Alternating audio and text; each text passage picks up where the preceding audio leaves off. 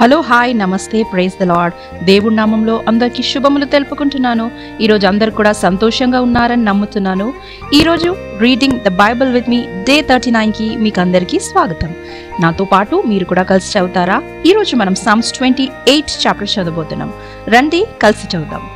యెహోవా, నేను నీకు మొరపెట్టుచున్నాను, నా ఆశ్రయదుర్గమా, మౌనముగా ఉండక నా మనవి ఆలకింపుము.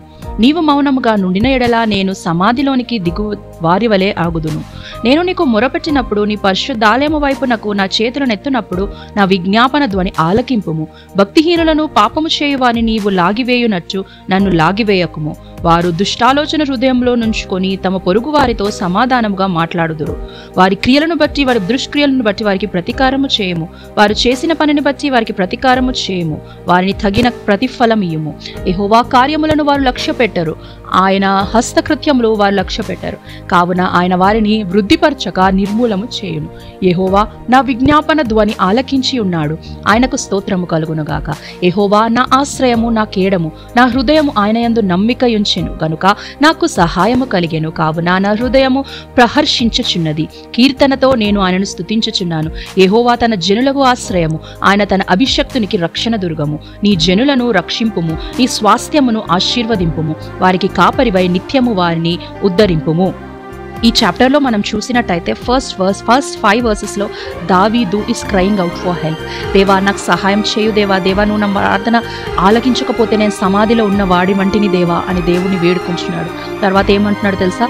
ఎవరైతే దేవా దుష్క్రియలు చేస్తారో దేవా, వాళ్ళ కార్యాలను బట్టి వాళ్ళకు తీర్పు తీర్చు దేవా అని అంటున్నాడు దావీదు. ఫస్ట్ 5 వర్సెస్లో ఈ మీనింగ్ దావీదు చెప్తున్నాడు మనకు.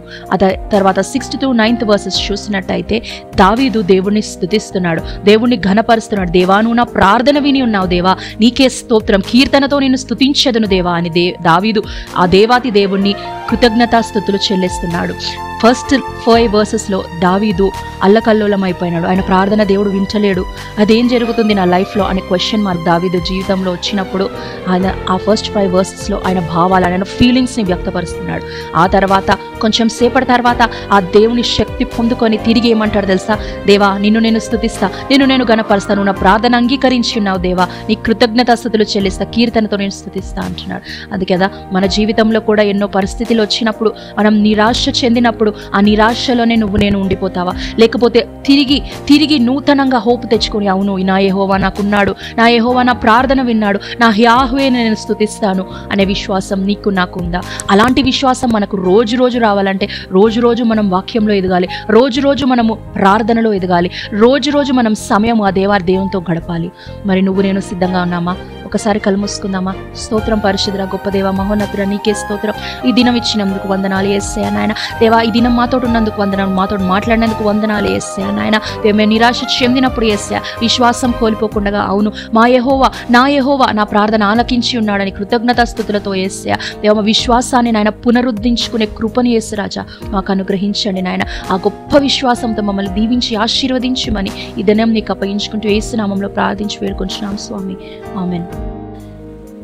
ఈరోజు అందరూ కూడా ఆశీర్వదింపబడి ఉన్నారని నమ్ముతున్నాను. తిరిగి రేపు ఉదయకాల సమయం కలుసుకుందాము. అప్పటి వరకు దేవుడు మెండైన దీవెనలు మీ పైన, మీ కుటుంబం పైన, మీ యావత్తు సంతానం పైన ఉండునుగాక. ఆమెన్.